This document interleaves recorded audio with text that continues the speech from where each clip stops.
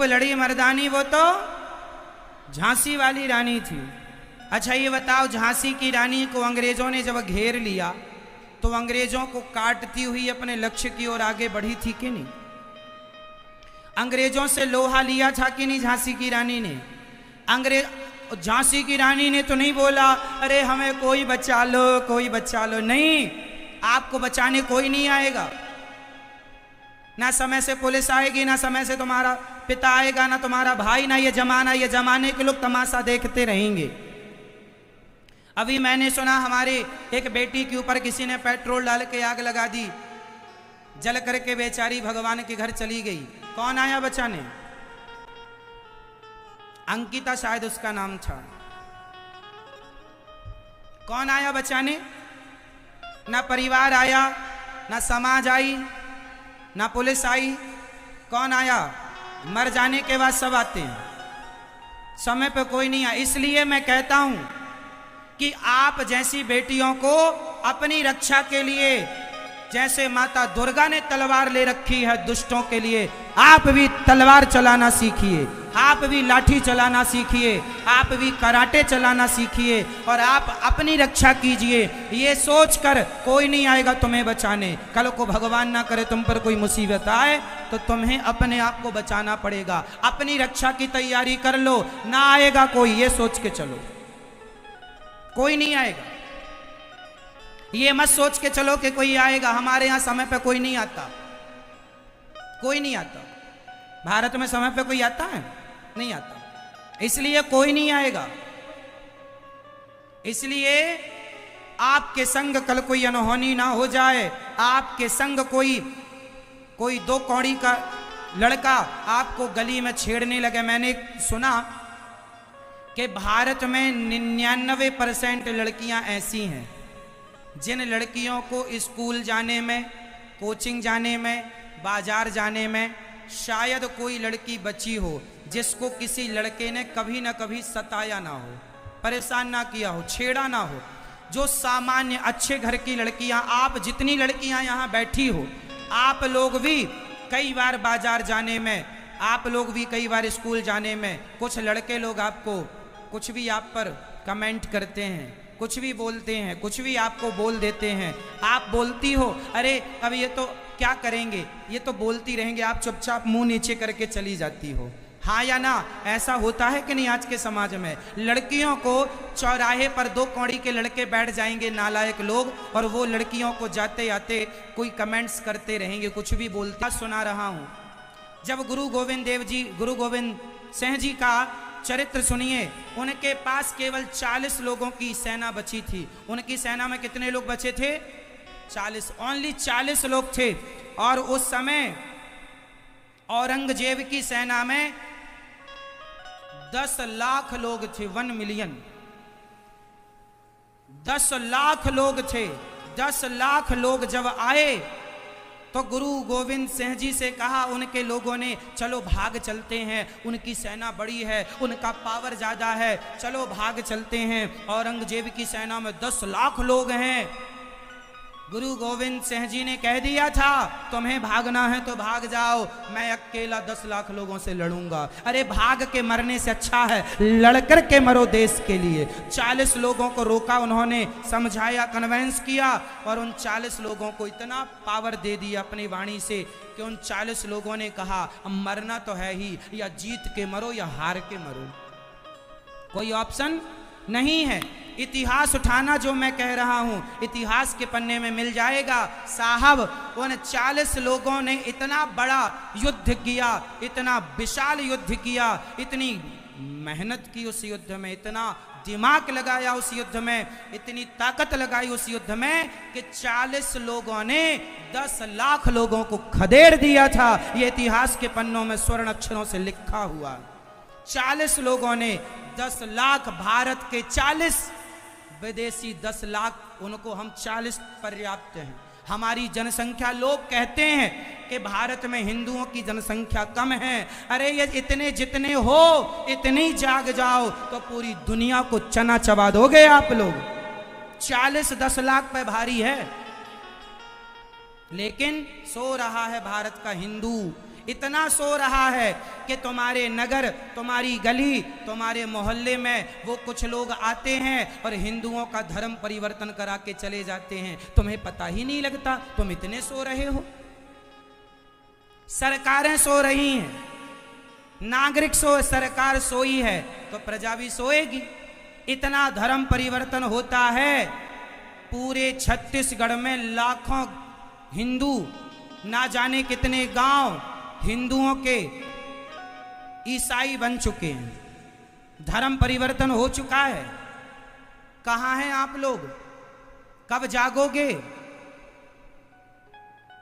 क्यों नहीं सवाल करते उन लोगों से? क्यों तुम हमारे गली मोहल्ले में आए हो धर्म परिवर्तन कराने? क्यों नहीं खदेड़ते जैसे झांसी की रानी ने अंग्रेजों को खदेड़ा, जैसे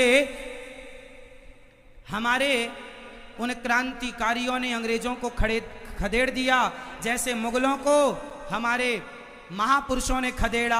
आज भी आपको खदेड़ने की जरूरत है। जब ये लोग धर्म परिवर्तन कराने आपके नगर मोहल्ले में आए तो आप हिंदू लोग खड़े हो जाया करो। क्या तुम्हारी ताकत के हमारे भाई को तुमने धर्म परिवर्तन कराया? और जो हो चुके हैं हिंदू लोग, क्रिश्चियन हो चुके हैं, उनको वापसी लाना तुम छत्तीसगढ़ वालों का काम है। तुम्हारे अपने लोग जब चले गए हैं तो वापस भी तुम ही लाओगे। जाया करो गांव गांव में, उन हिंदुओं को समझाया करो जो धर्म परिवर्तन कर चुके हैं, समझा कर उन्हें वापसी कराओ। अपने राम, अपने कृष्ण, अपने धर्म के बारे में बताओ। आप यदि ये कर लोगे तो धर्म का यही प्रचार है। जो धर्म के लिए आगे चलता है भगवान उसके संग है, भगवान उसकी सदा रक्षा करते हैं। लेकिन आज का हिंदू केवल पंचायत करा लो, केवल प्रपंच करा लो, झगड़ा करा लो, टीवी दिखवा लो, क्रिकेट दिखवा लो और एक दूसरे का पांव पकड़ के खींचने को कह दो तो खींचता रहेगा बस। छत्तीसगढ़ में सबसे ज्यादा धर्म परिवर्तन की घटनाएं आ रही हैं। आप लोग जागेंगे नहीं तो कब जागेंगे? वो क्रिश्चियन लोग इतने होशियार हैं कि हिंदुओं के गांव में जाते हैं, भोले भाले हिंदुओं को मीठी गोली पकड़ाते हैं, बोले खिला दो, बच्चे का बुखार उतरता है कि नहीं, देखें तुम्हारे भगवान में कितना दम है। और बाद में पैरासीटामॉल दे के बच्चों को दे देते हैं और बोलते हैं उनके भगवान जो भी होते हैं। तो पैरासीटामॉल, एक बच्चे को बुखार आई तो उन्होंने मीठी गोली दे दी, कहा बोलो जय श्री राम, दे दी, बोले बुखार उतरा नहीं। फिर पैरासीटामॉल दी और वो अपने का बोल के दिए, बोले देखो बुखार उतर गई, अब हमारे धर्म में आ जाओ। जरा जरा सी बातें कह के मूर्ख बना रहे हैं वो लोग और आप सो रहे। जब भी कोई धर्म परिवर्तन कराने आते हैं तो आप अपने मोबाइल का कैमरा चालू कर लो, वीडियो बनाओ और उनका पर्दाफाश करो, सबको बताओ ये लोग हैं जो गांव गांव में, शहर शहर में घूम घूम के उनके खिलाफ कानूनी कार्रवाई होनी चाहिए। नहीं होती कार्रवाई, आंदोलन कर लीजिए। क्यों नहीं सुनवाई होगी? सरकार को एक कानून बनाना चाहिए। सनातन धर्म को बचाना है तो कानून की आवश्यकता है। कोई धर्म परिवर्तन किसी का ना कराए। आप छत्तीसगढ़वासी जागिए इस सब्जेक्ट को लेकर, वरना आप ही अपने राज्य में अल्पसंख्यक हो जाएंगे। वो दिन दूर नहीं है जब आप अल्पसंख्यक हो जाएंगे। वो लोग बहुसंख्यक होके आप पर अत्याचार करेंगे। आपकी बहन बेटियों के साथ क्या उन लोगों ने पहले ही कम अत्याचार किया है? नहीं जागे तो अफगानिस्तान में क्या हुआ? आज अफगानिस्तान में क्या हुआ बताइए? यही तो हुआ, उनके देश को लूट करके ले गए। आज उनका साम्राज्य चल रहा है आतंकवादियों का। अफगानिस्तान इसका उदाहरण है। यदि तुम नहीं जागोगे हिंदू तो कहीं वो दिन यहां ना आ जाएं कि जब यहां पर कोई अपनी हुकूमत चालू कर दे। इसलिए बेटियों को झांसी की रानी बनाओ, अपने आप को ताकतवर बनाओ और कट्टर सनातनी बनो। कट्टर सनातनी बनो। हमें किसी की हत्या नहीं करनी, परंतु अपने धर्म के लिए तैयार रहना। हनुमान जी लंका गए, गदा लेके गए, उन्होंने किसी को नहीं मारा। जब हनुमान जी को मारा गया तो हनुमान जी ने भी मारा। हनुमान जी से पूछा क्यों जी आपने लंका वालों को क्यों मारा? हनुमान जी ने कहा जिन मुहि मारा कुत्ते में मारे, जिन जिन ने मुझे मारा उनको मैंने मारा है, जो मुझे मारेगा उनको तो मारना पड़ेगा। ऐसा तो नहीं कि भैया आओ गला काट के हमारा ले जाओ। क्यों जी, ये चाहते हैं आप? आओ जी मार के चले जाओ। जो आदमी अपनी रक्षा नहीं कर सकता वो इंसान जानवर से बदतर है।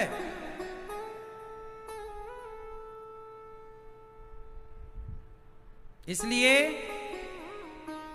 आज के वातावरण को देखकर लगता है कि आप हिंदुओं को अब जाग जाना चाहिए और सनातन के लिए 24 घंटे में 23 घंटे अपने पत्नी, परिवार, व्यापार के लिए समय निकालो। 1 घंटा छत्तीसगढ़ के गांव गांव अपने अगल बगल के गांव में जाओ और 1 घंटा समय दो उन भाइयों को जो धर्म परिवर्तन कर चुके हैं। वापसी लाने में समय दो। यदि वो बाप जाग चले गए हैं तो वापस भी आएंगे, हाँ या ना? समय निकालो, माताएं निकालें, बहनें निकालें, पुरुष लोग निकालो, आप धर्म के लिए समय निकालो। आज हिंदू धर्म की विडंबना मैं आपको बताऊं, आप लोग ऐसे हिंदू हो गए हैं कि आप लोग तिलक तक नहीं लगाते अपने माथे पर। तिलक, आपको तिलक लगाने में शर्म आती है। मुसलमान कभी टोपी लगाने में शर्म नहीं करता कि तुमने टोपी क्यों लगाई है, लेकिन हिंदू को तिलक लगाने में शर्म आती है। अरे जब तुम ही तिलक नहीं लगाओगे तो पाकिस्तानी लगाएंगे क्या? अरे हिंदुओं को अपनी शिखा, चोटी, माथे पर तिलक, तिलक क्यों लगाते हैं? तिलक इस भाव से लगाते हैं कि ये भगवान श्रीमन नारायण के चरण हैं। तिलक इस भाव से लगाना चाहिए कि ये भगवान के मेरे माथे पर चरण हैं, भगवान का हूं, इसलिए तिलक लगाया करो। आप हिंदू होके तिलक लगाना आपने छोड़ दिया, शिखा रखनी छोड़ दी, गीता रामायण पढ़ना छोड़ दिया, धोती कुर्ता पहनना छोड़ दिया। अब किस बात के हिंदू हो? तुम्हारे दादाजी नानाजी धोती कुर्ता पहनते थे, बोलो हाँ या ना? बोलो हाँ या ना? आप लोगों ने धोती कुर्ता छोड़ दिया, क्यों? अरे संडे के संडे तो धोती कुर्ता पहना करो ताकि भारतीय परंपरा बची रहे कि देखो ये है भारत का पहनावा, धोती और कुर्ता। लेकिन वो भी मिटा दिया लोगों ने, कुछ भी नहीं बचा। आज कितने लोग यहां धोती कुर्ता पहन के बैठे हैं? ना के बराबर शायद कुछ लोग हों। आप लोग प्रतिज्ञा करो, हर संडे को आप धोती कुर्ता पहनकर तिलक लगाकर ही अपने घर से बाहर अपने काम के लिए जाया करो। संडे को तो छुट्टी होती है ना, शॉपिंग करने बाजार इत्यादि जाएंगे, धोती कुर्ता एक दिन तो पहनो साहब। धोती संस्कृति संस्कार तो बचे, कुछ तो बचाओ। क्यों जी? भैया से कहो जरा मोबाइल रख दें। अपनी संस्कृति, अपने धर्म के लिए आप लोगों को समय नहीं, केवल बातें करा लो, मन चाहिए जितनी बातें हो बातें कर लो बस।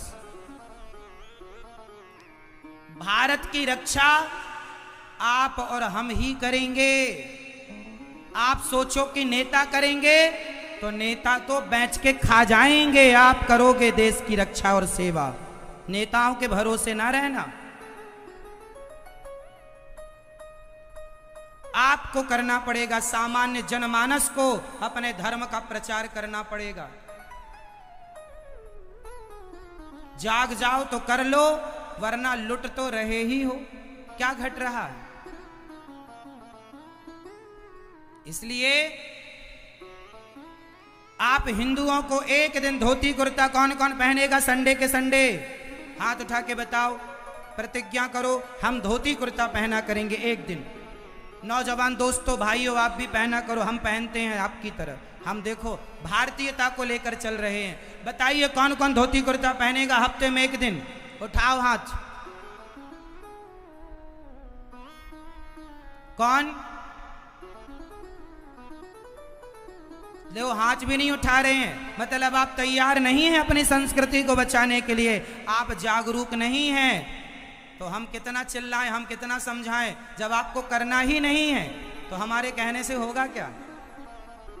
हमारे जैसे कितने लोग कहकर चले गए, जब आप करेंगे नहीं तो कहने से नहीं होगा कुछ। माथे पर तिलक रोज लगाया करो। कौन कौन लगाएगा? शर्म आएगी?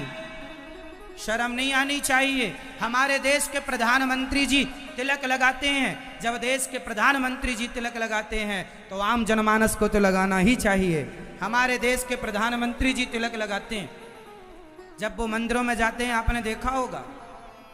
इसलिए तिलक लगाया करो। तिलक लगाना हमारी संस्कृति है। आप जितना पुराना इतिहास उठाकर देखेंगे, चाहे वीरांगनाएं हों, चाहे हमारे देश के महापुरुष हों, सबके माथे पर तिलक था। भगवान राम, भगवान कृष्ण के माथे पर तिलक है, इसलिए तिलक लगाना चाहिए। और अपनी संस्कृति को आप बचा सकते हैं और आप नष्ट कर सकते हैं। दोनों आपके हाथ में है। बचाना, नष्ट करना, मर्जी आपकी। संगठन बनाओ, संगठित रहो और बचाओ अपने धर्म को, अपनी संस्कृति को। बोलिए भारत माता की जय हो। बच्चों को पढ़ाई में मन नहीं लगता। आज मैंने बच्चों का आह्वान किया है तो बच्चों के मतलब की चरित्र की बात तो बता दी, थोड़ा शिक्षा के लिए बता दूं। आज शिक्षा पद्धति इतनी बिगाड़ दी साहब लोगों ने, हम किसका नाम ले लें। पहले पढ़ाया जाता था गा गणेश का, आज पढ़ाया जाता है गा गधे का। पहले गा से गणेश था, अब गा से गधा है। गणेश नहीं पढ़ेंगे, गधा पढ़ेंगे तो गधा ही तो बनेंगे, इसलिए सब गधे हो रहे हैं। गणेश वाले संस्कार खत्म हो गए। सरकारों ने गणेश हटा करके गधा स्टार्ट करा दिया। इसलिए कहता हूं स्कूल में गीता पढ़ाई जानी चाहिए। और गीता ना पढ़ाई जाए स्कूल में तो आप संकल्प करो कि अपने बच्चों को आप घर में गीता और रामायण के संस्कार देंगे, पढ़ाएंगे, तब संस्कृति बचेगी, वरना रोते रह जाओगे। गीता पढ़ाया करो। एक श्लोक आपके बच्चों को रोज पढ़ाया करो। 4 दिन में एक श्लोक कंठस्थ करो, उसका अर्थ समझो। क्या कह रही है गीता, रामचरितमानस क्या कह रही है, समझो। क्या है हमारी संस्कृति, जानो। एक बात बताऊं, इस पूरी दुनिया में सबसे पुराना क्या है? हिंदू, मुस्लिम, सिख या ईसाई या यदुही? चलो आप बताओ सबसे पुराना कौन है? अब आप कहेंगे हिंदू, तो क्या प्रमाण है इस बात का कि हिंदू सबसे प्राचीन है? मैं आपको बताता हूं, हिंदू सबसे प्राचीन है। बताओ, हमारे हिमालय को आपने देखा होगा। हिमालय ये संस्कृत शब्द है, हिंदी है। बताओ हिमालय की उर्दू क्या होती है? बताओ गंगा नदी हमारी वो नदी है। मुगलों ने गांव के नाम तो बदल दिए, शहरों के नाम तो बदल दिया, प्रयागराज को इलाहाबाद तो कर दिया, लेकिन गंगा का नाम बदलना भूल गए। इसलिए गंगा सदियों से गंगा है। सदियों से गंगा का नाम, वेद पुराणों में सतयुग की नदी है ये गंगा, तब से नाम गंगा है। तो हमारे धर्म की नदियां, यदि किसी और धर्म में कुछ दम होती तो समुद्र के नाम आज हिंद महासागर है। समुद्र के नाम हमारे वेद पुराणों में जो लिखे हैं आज भी वही नाम है समुद्रों के, 7 समुद्रों के वही नाम है।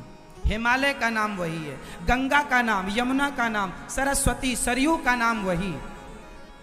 इसलिए आप ये कहो कि जिस दिन से सृष्टि बनी हम तो उतने पुराने लोग हैं साहब, हम तो सबसे प्राचीन हैं। अपने धर्म को यदि जानना है तो स्कूलों की साइंस की बुक में आपको आपके धर्म का ज्ञान, आपकी हिस्ट्री नहीं मिलेगी। आपको अपने भारत की संस्कृति को जानना, पहचानना, अपने इतिहास को खंगालना है तो अपने वेद पुराणों को उलट पलट करके पढ़ना पड़ेगा। तब जाके आप यथार्थ भारत को जान पाएंगे, समझ पाएंगे कि भारत की रूपरेखा क्या थी। आज मैं एक बात बताऊं, राम के जमाने में, कृष्ण के जमाने में अखंड भारत हुआ करता था। इस धरती पर जहां जहां पृथ्वी है सब भारत है। कोई अमेरिका नहीं, कोई जापान नहीं, कोई लंदन नहीं, कोई पेरिस नहीं, सब भारत ही, पूरब से पश्चिम, उत्तर से दक्षिण। केवल कश्मीर से कन्याकुमारी और गंगोत्री से गंगा सागर तक का भारत नहीं है। ये तो अब का भारत बचा है जरा सा। राम के जमाने में अखंड भारत था। अखंड मतलब जहां आपको पृथ्वी नजर आए वो सारी पृथ्वी भारत की है। ये भारत का मैप था, उस जमाने में नक्शा था। तो भारत, वेद, आज साइंस मान चुका है कि वेद सबसे प्राचीन है, इसलिए आप जरा वेद, पुराण, भागवत, गीता पढ़ोगे तो अपने भारत को जान पाओगे। गुड मॉर्निंग, गुड आफ्टरनून से भारत का ज्ञान नहीं होगा, 26 अक्षर से नहीं, वामन अक्षर से ज्ञान हो सकता है भारत का। इसलिए 26 नहीं, वामन कंठस्थ करो, भारत के बनो, भारत की संस्कृति को समझो, जानो, पहचानो, उसे बढ़ाओ। भारत माता की।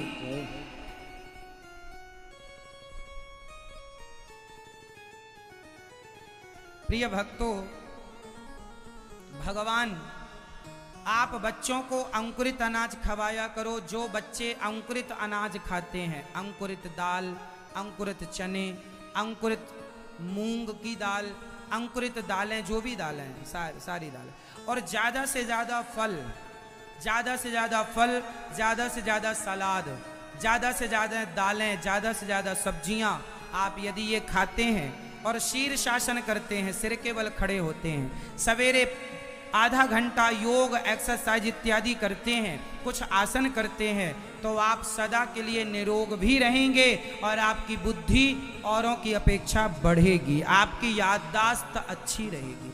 आजकल बच्चों का खान पान बिगड़ गया, पिज्जा बर्गर खाते रहते हैं। क्यों खाते हो पिज्जा बर्गर? अच्छा खाया करो, अंकुरित अनाज खाया करो।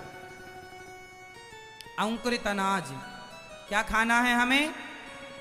अंकुरित अनाज। इसलिए आपको खान पान सुधारना पड़ेगा, नशा मुक्त होना पड़ेगा।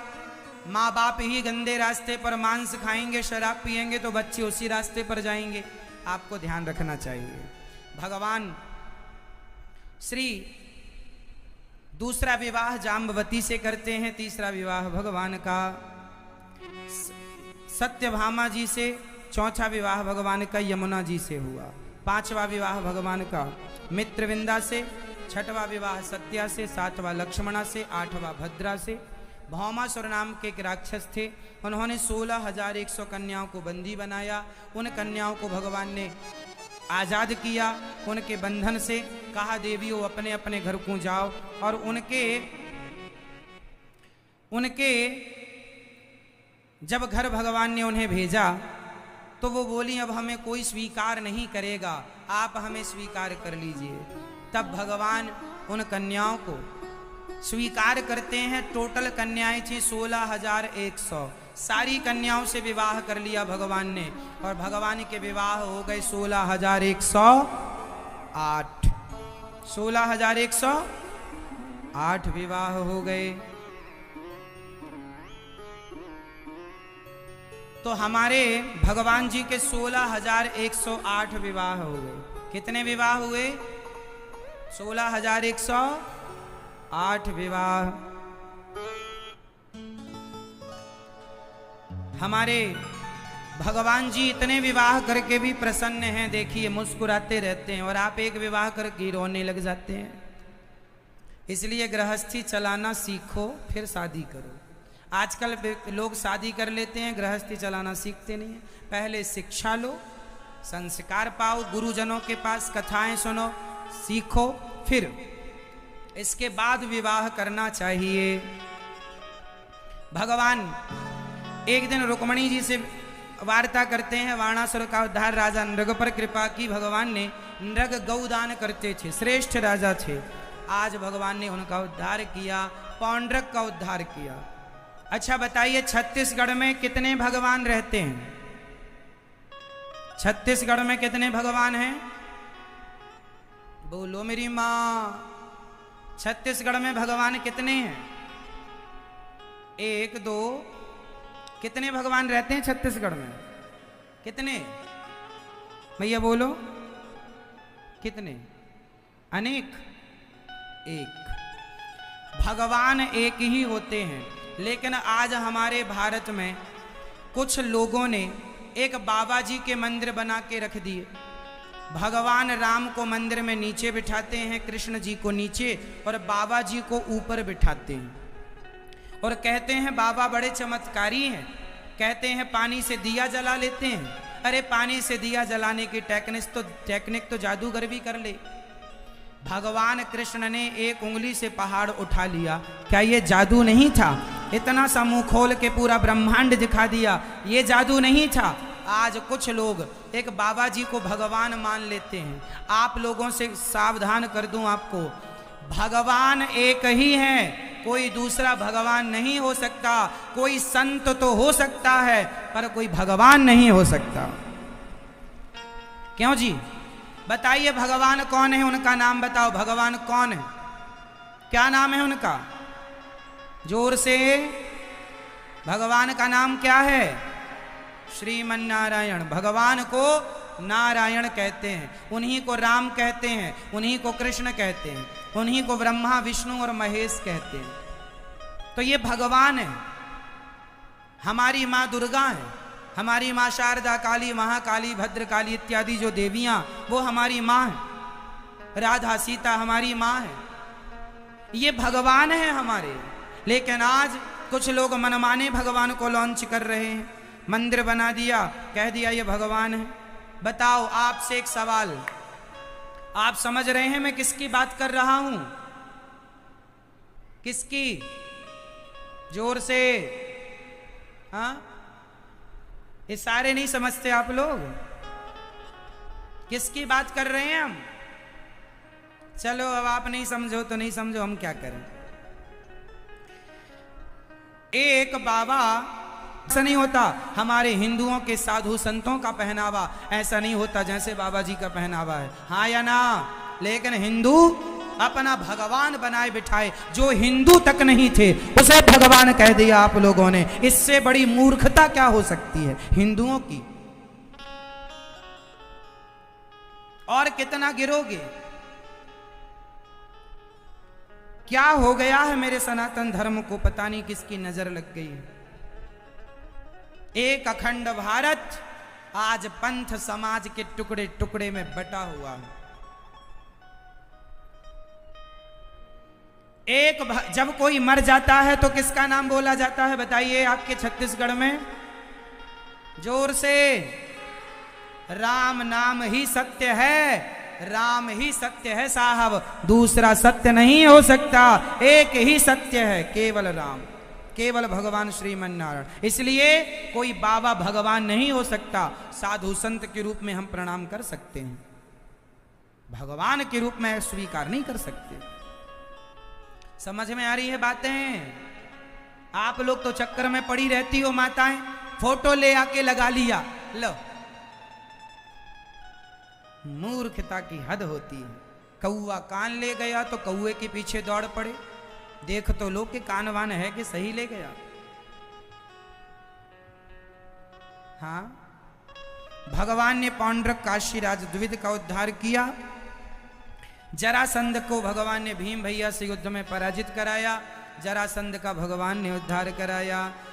कृष्णाय वासुदेवाय हरये परमात्मने प्रणतक्लेशनाशाय गोविंदाय नमो नमः। भगवान श्री कृष्ण को प्रणाम किया। भगवान ने उन सभी राजाओं को 20,800 राजाओं को जेल से मुक्त किया। युधिष्ठिर के यज्ञ में भगवान ने सेवा की। शिशुपाल का उद्धार किया भगवान ने। शाल्व दंतवक्र का उद्धार किया। भगवान के एक परम भक्त थे, नाम था सुदामा। सुदामा जी बड़े गरीब थे। सुदामा जी कैसे थे मेरी माँ? गरीब थे सुदामा, कभी कुछ मांगा ही नहीं। हे नाथ, मैं आपसे क्या मांगूं? मुझे कुछ मांगने की जरूरत नहीं, आपने बिना मांगे सब दे रखा है।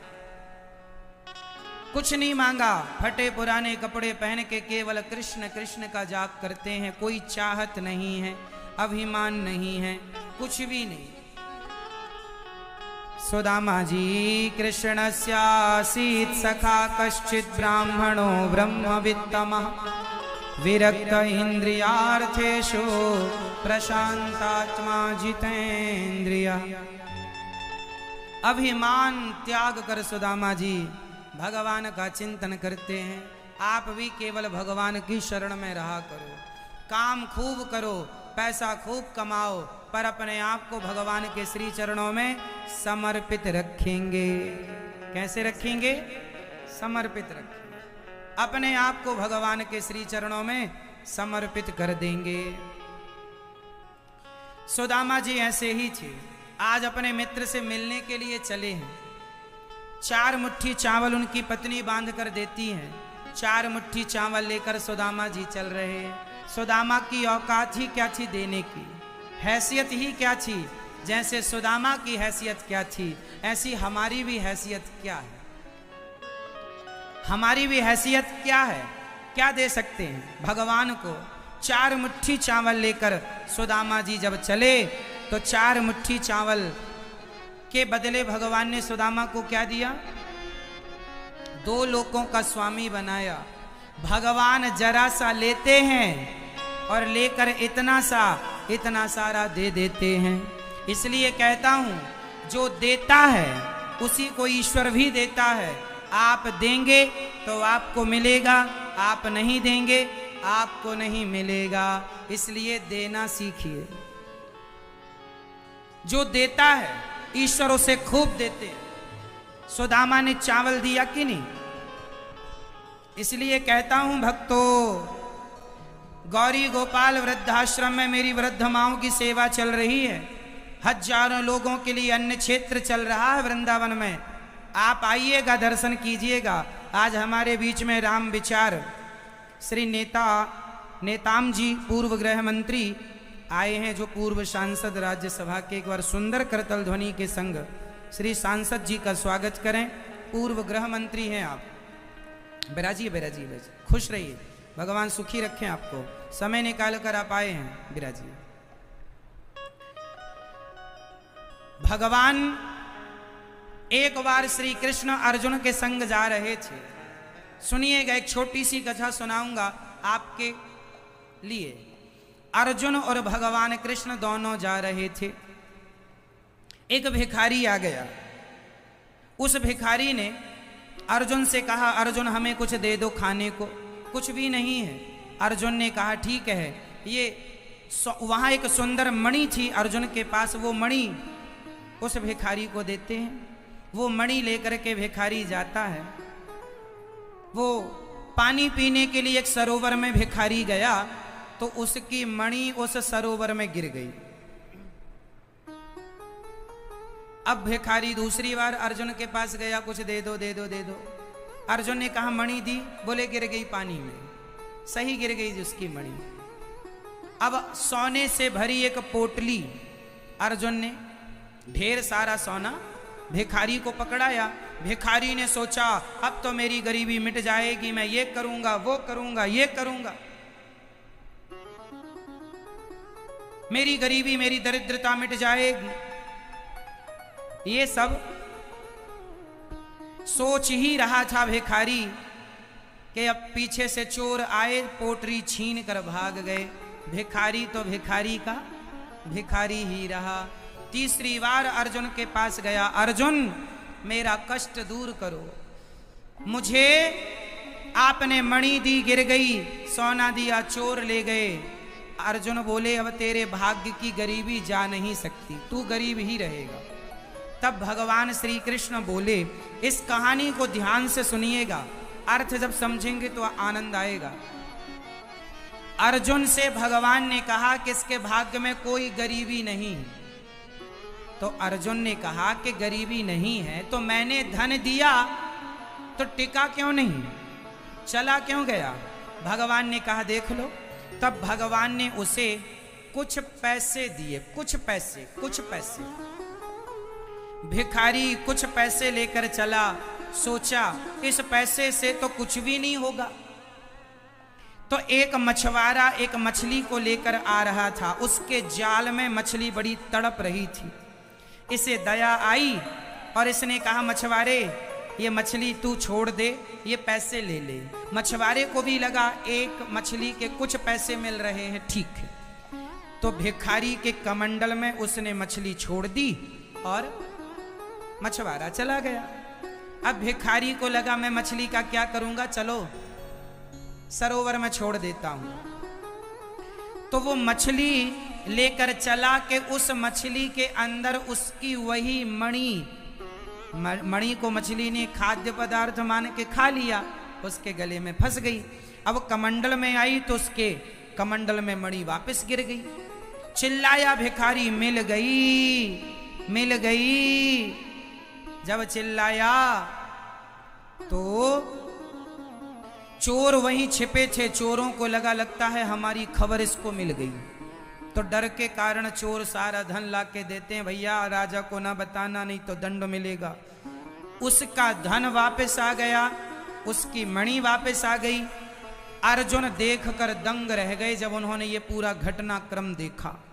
अर्जुन ने भगवान से कहा प्रभु उसका धन कैसे वापस आ गया? तब भगवान ने कहा अर्जुन, जो व्यक्ति जब तुमने उसे मणि दी और सोना दिया तब उसने अपने बारे में सोचा, तब उसने अपने बारे में सोचा कि मैं महल बनाऊंगा, मैं राजा बनूंगा, मैं ये करूंगा। लेकिन जब उसे हमने 2 पैसे दिए तो उसने अपने बारे में नहीं, उस तड़पती मछली के बारे में सोचा। जी पर भगवान ने कृपा की। जब सुदामा जी गए तो भगवान ने नेत्रों के जल से सुदामा जी के चरणों को पखारा है। नेत्रों के जल से चरणामृत लेकर भगवान ने सुदामा जी से कहा मित्र क्या लाए हो? 4 मुट्ठी चावल छिपाने लगे। 4 मुट्ठी चावल किस मुंह से देते? इतना बड़ा राजा है, 4 मुट्ठी चावल में क्या होता है? सुदामा जी छिपाए, भगवान ने छीन लिया। और देखो भक्त से भगवान छीन कर खाते हैं। सुदामा जी से छीन लिया और भगवान ने 1 मुट्ठी चावल खाए और दूसरी मुट्ठी खाने लगे तो माँ रुक्मणी जी ने हाथ पकड़ लिया। भगवान ने सारा उन्हीं को दे दिया। सुदामा ने इतना सा दिया, इतना सा चावल खाते हैं, विश्वकर्मा को बुलाते हैं, पूरी नगरी सोने से सुसज्जित कराते हैं। एक भगवान ऐसे हैं जो इतना सा लेकर इतना सारा देने की ताकत रखते हैं। इसलिए सुदामा बनकर ही सही, मुट्ठी भर चावल ही सही, पर देना तो सीखो। जब देंगे तो हमें भी मिलेगा। इसलिए सुदामा बहुत समय तक रुके, भगवान ने खूब स्वागत किया। अब सुदामा जी गए, उनको जवानी देकर लोग कहते हैं सुदामा ने भक्ति की तो गरीब क्यों? अरे भगवान परीक्षा लेते हैं कि मेरा भक्त कच्चा है कि पक्का। सुदामा जैसा पक्का भक्त कौन होगा? 4 दिन चूल्हा नहीं जला, 4 दिन रोटी नहीं बनी, उस परिस्थिति में भी उन्होंने भगवान का भजन नहीं छोड़ा। वरना आजकल किसी के घर एक दिन चूल्हा ना बने, चूल्हा ना जले तो लोग कहते हैं कैसे भगवान इतनी पूजा किए, चूल्हा भी नहीं जला। लेकिन सुदामा ने हर परिस्थिति में अपने आप को धैर्य से रखा और उसी हाल में भगवान का चिंतन किया। ये शिक्षा है कि जीवन में स्थितियां परिस्थितियां तो बनती बिगड़ती रहेंगी, पर हर हाल में हम भगवान को ना भूलें। बोलो हे नाथ, मैं आपको कभी भूलूं नहीं। सदा भगवान को याद रखना, यही हमारा परम कर्तव्य है, यही हमारा परम धर्म है। सुदामा जी पर भगवान ने कृपा की। उसके बाद सुदामा के बाद भगवान कुरुक्षेत्र गए हैं, जहां अपनी गोपियों से भगवान ने भेंट की। और गोपियों से भेंट करके भगवान आज माता देवकी के 6 पुत्रों को लौटाते हैं। और इसके बाद भृगु जी के द्वारा त्रिदेवों की परीक्षा, सांब का पेट में कपड़ा बांध कर जाना, संतों का अपमान करना, नव योगेश्वरों का संवाद। दत्तात्रेय जी ने 24 गुरु बनाए हैं। पृथ्वी वायु अग्नि आकाश ऐसे 24 गुरु बनाए। जो 24 गुरु में से कहने का अर्थ यह है, शिक्षा गुरु बहुत हो सकते हैं, दीक्षा गुरु एक ही होने चाहिए। गुरु का क्या काम होता है अपने शिष्यों के अज्ञान का हरण करें और उन्हें भक्ति का सही रास्ता बताएं, कर्म का सही रास्ता बताएं, कौन सा कर्म करना है कौन सा नहीं करना। भगवान ने कृपा की, प्रभास क्षेत्र में सारे यादव अंत में लड़कर चले। भगवान ने 125 वर्ष की लीला पूरी की और जब भगवान जाने लगे तो भक्तों ने कहा, प्रभु हम कहाँ रहेंगे आपके बिना। भगवान का पूरा परिकर, यशोदा, नंद बाबा, देवकी, वसुदेव, बलराम जी, गोपियां सब परम धाम को गए। 125 वर्ष की लीला। तब भगवान बोले, हम कहीं जा नहीं रहे हैं, भागवत में समा रहे हैं। जहाँ जहाँ ये भागवत होगी हम वहाँ वहाँ प्रकट होके हम अपने भक्तों का दुख दूर करते रहेंगे। 7 दिनों के लिए अंबिकापुर में ही वृंदावन प्रकट हो गया था। भगवान कहीं गए नहीं भागवत में, इसलिए भागवत जी की पोथी 5 तारीख से 5 नवंबर से अब भागवत जी की पोथी वृंदावन में बैठेंगी। जैसा कि यजमान परिवार के बारे में हमने बताया कि भागवत उन्होंने सुना था पूर्वजों की सदगति के लिए, तो पूर्वजों ने खुद आकर कह दिया कि हमारी सदगति हो गई, जा रहे हैं, ऐसा यजमान परिवार ने बताया। तो भागवत जी तो सबकी सदगति करती, इसलिए आप भी अपने पूर्वजों के लिए इतना बड़ा अनुष्ठान नहीं कर सकते तो एक भागवत जी की पोथी करा लीजिए ताकि उन पूर्वजों का उद्धार हो जाए। तो आप भी भागवत जी की पोथी पाठ यदि लायक हैं तो अपने पूर्वजों के लिए एक पोथी पाठ कराइएगा और आप सभी सदा भगवान की कथाओं से जुड़े रहें। भगवान आपका मंगल करें। भगवान जब भक्त छोड़कर भगवान कहते हैं कि मैं जा रहा हूं, तो भगवान के पांव में बहेलिये ने बाण मारा, बहेलिये का उद्धार करके भगवान साथ शरीर परम धाम को चले गए। एक रूप से कण कण में समा गए, एक रूप से अपने भगवत धाम को भगवान चले। और जब भगवान परम धाम को गए तो परम धाम को जब भगवान गए, हाँ, तो भगवान ने परम धाम को जब पधारे तो कलयुग आ गया। इस कलयुग में भगवान भागवत बन के प्रकट हो गए कि जहां जहां भागवत होगी वहां कलयुग का कोई प्रभाव नहीं होगा, कोई प्रभाव नहीं। प्रिय भक्तों, राजा परीक्षित के 7 दिन पूरे हुए। राजा परीक्षित भगवत धाम को चले गए। तक्षक ने डसा, सुखदेव भगवान ने अंतिम ज्ञान दिया उन्हें और परीक्षित की सदगति हुई। परीक्षित के जाते ही जन्मेजय ने यज्ञ किया, सर्पों को मारने के लिए संतों ने रोका, उस यज्ञ को रोका गया। अब मैं 7 दिन की कथा सूक्ष्म में सुनाता हूं। 7 दिन की कथा। पहले दिन की कथा में आपने सुना कि किस प्रकार भक्ति का ज्ञान दुख दूर हुआ, और दूसरे दिन की कथा में आपने सुना मां कुंती ने विपत्ति मांगी। तीसरे दिन भगवान का ध्रुव जी का चरित्र, चौथे दिन जन्मोत्सव, 5वें दिन बाल लीला, 6वें दिन रुक्मणी मंगल, 7वें दिन सुदामा चरित्र। इसके साथ आज ये दास अनिरुद्ध अपनी वाणी को भगवान के चरणों में समर्पित करता है। यदि मेरी वाणी से आप में से किसी जनमानस का दिल दुखा हो तो मैं अपने आप को आपके श्री चरणों में समर्पित करता हुआ, यदि कोई अपराध बना हो तो क्षमा कीजिएगा। मेरा उद्देश्य समाज को सही रास्ता बताना है, उसके लिए कुछ कठोर शब्दों का प्रयोग करना पड़ता है। यदि मेरे शब्दों से किसी का दिल दुखा हो तो मुझे अपना भाई मानकर, अपना सेवक मानकर, अपना दास मानकर मुझे क्षमा कीजिएगा। और आप हमारे पिता हो, आप हमारी माँ हो, आप हमारी बहन हो, हम आपके दास हैं।